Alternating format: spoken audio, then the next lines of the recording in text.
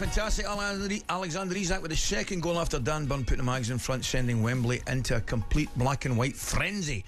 Absolutely magical stuff. And joining us now is a man who worked in the likes of Sir Bobby Robson and Kevin Keegan during many years on the Newcastle coaching team. It's a very, very good morning to John Carver. John, good morning. Morning, John. Wow. Good morning, Andy. Good morning, Ali. How are you? Listen, John, absolutely top form. Never mind that Newcastle. How are Scotland looking next week? We'll find out today when the guys arrive. Obviously, we've got a big couple of games coming up that we want to stay in that top pot A. Of course. We've got a couple of difficult games, especially in Athens. So, looking forward to getting on the grass with the guys today and seeing some old faces, seeing some new faces. Absolutely. Yeah. I wish you all. Ali, more importantly, happy St. Patrick's Day. Oh, yes. More important than that, happy St. Geordie's Day. What a day. Well, I'm guessing you didn't miss a minute of it yesterday, John. I mean, we're all, listen, all the neutrals, don't care what MD says, delighted to see Newcastle win it. For the supporters, for Eddie Howe, for the city, everything fantastic. But I'll ask you this question: did it surprise you the manner they won it? No. And we put to bed the ghosts of '74 because I remember as a youngster watching it on TV, the FA Cup final against Liverpool, and I do too. And we got absolutely battered that day. And I felt that we thoroughly deserved the performance, the victory yesterday.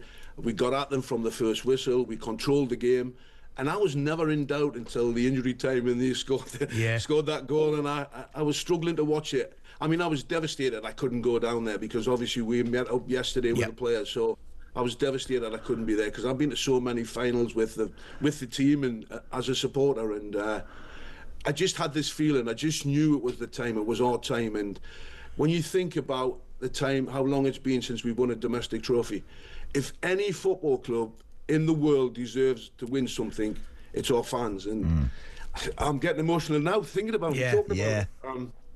But for those people deserve it. And all my friends, family crying, grown people, grown adults crying their eyes out. That's what it means. And people will say, well, it's only the Carabao Cup. But you know what? It's the start of something. Yeah. You can smell it, you can taste it.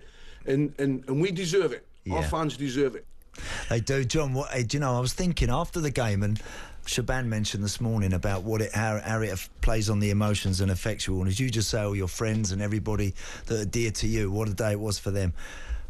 How would Sir Bobby have felt about that Newcastle team yesterday? Hey, Are you trying to get? I'm trying to make you cry live on air, John. I hope you've got a Kleenex ready. We're trying to play your heartstrings, John. I've got some. Don't worry. He'd be the proudest guy in the world. Honestly, he'd be sitting up there watching down and thinking. He would have loved to have done it. We would have loved to have done it. But you know what? It's been done now. Yeah. And you know, we've already got a statue of Sir Bobby. We've got a statue of Alan Shearer. Yeah. I think there's one coming pretty soon, and that'll be Eddie, because he deserves it. And you know what? Every single one of them, players, staff, they deserve the freedom of the city for what they've done. Well, think about it, John. I mean, Andy and I were talking about yesterday's performance, which was start to finish magnificent. What about the two performances in the semi-final? I mean, absolutely, they've won it and won it well, and beat the top sides in the Premier League to get there. So it hasn't been an easy road. But the way we did it, I think it was emphatic. Obviously, I'm disappointed for Andy Robertson, and I'm going to see him later on, and I'll put my arm around him and console him. But you know, as everybody knows, it's my team, and what a day! Honestly, I mean, I'm still buzzing now. Yeah. I'll take it onto the training pitch today with the guys, but you know, it's an amazing achievement, and I don't know how long the party will last for. It'll be the whole week. No, sure. John, I'm probably the only Geordie that's sober. What's got to happen, John, to make this now the start of something rather than a one-off? Because there's going to be a lot of talk. I know Isak's under contract, but contracts don't mean an awful lot when someone goes bang and slaps 120 million on the table or something like that. It can change the landscape very quickly. But what would you like to see Newcastle do now in order to preserve and keep their best players and build on what's happened yesterday? I think winning the game yesterday gives us a chance to keep our players. If you think about last year, we've obviously learned from that situation, and like I say, we controlled the whole game yesterday, in my opinion. I agree. But I thought they were brilliant. They always say, winning that first trophy is the hardest one to win, and we've proved that after 70 years. So you know, once you've won that first trophy, I think it's so important that you do build on it, and you keep the structure and the basis of the squad that we've got. And if you don't want to play for a football club like ours with the support that we have, then, you know, in the wrong business. Yeah, I think the only people who can come and take our players away are Real Madrid, Barcelona, in my opinion, because if you want to play in the Premier League, it's the best place to play. And we've got obviously these new plans for a new stadium, and you know, we're just on the up, and like I said, this is just the start. I think this is our time now. Obviously we have a wealthy owner now who will back the club if we're allowed to do that. So if you enjoy playing football and you want to play for one of the top clubs in the Premier League, there's no reason to leave. So hopefully we can keep our players. And you've seen the emotion on Bruno yesterday. I mean, incredible. Does that not just tell you everything? Yeah, it does. You know what? Newcastle is a party city. It's a goldfish bowl. Everybody knows your business, but those guys enjoy being there and working there. And people say you can't attract the top players because of where you are. Well, I think it's proved yesterday that we can, and we can keep them. John, I did a wee piece with Al Shearer about 10 days ago, and I'm telling you that he was absolutely buzzing for it, well up for it. And looking at some of the footage that we saw of him yesterday, I don't think he'll be contactable in the next couple of hours. Well, he's in my group on the WhatsApp, so I'm sure I'll touch base with him. But I was jealous.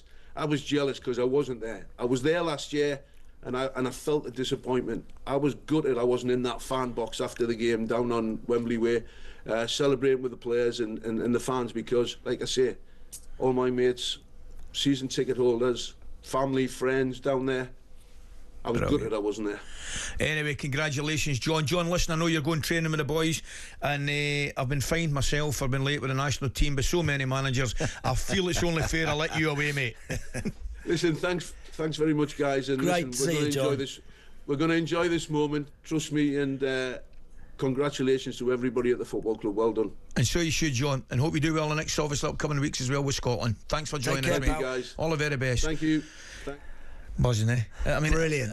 Just the emotion, the raw emotion, and everything. And look, we've had texts from people saying, "What is this? Talk Newcastle this morning." Look, and I know. I understand that. But come on, it's been such a long time for this. It's their day today, and it's their day, and I think it's only fair and right and proper that we allow them and to soak it up and to really, really enjoy it, because ain't long before they'll be back out there playing another game. Yeah. And then all of a sudden you start to move on. Yeah. Whereas today is all about celebrating what was a terrific performance from them as well, wasn't it? It really was. Only dampening a little bit. I've just received news that our listening figures in Sunderland have plummeted. Probably have a ideal. It's not ideal, is it? Ali, very quickly, liver sausage Larry. Now I don't know, he must be a butcher or something. Liver sausage Larry. I would like to see the ball inside the quadrant at corners. Why is that, That they keep on the boys nowadays? They have to put the ball right on the outside edge of the line, and the linesman has to come over and check it. Is it? Just put it in and just put it in the thing and take it. Why did they do that? I don't know, mate. I have no idea. Do you know the one I hate as well? Recover the mouse. That drives me mental. And they put a hand over the mouse. They do, don't they? I know. As if a really lip reader. You know what I mean? It's very true. What makes you think you're saying something really important that we want to listen in the first place? Get yourself squared up. Murder. On AM, on DAB, via the talkSPORT app, and on your smart speaker. talkSPORT.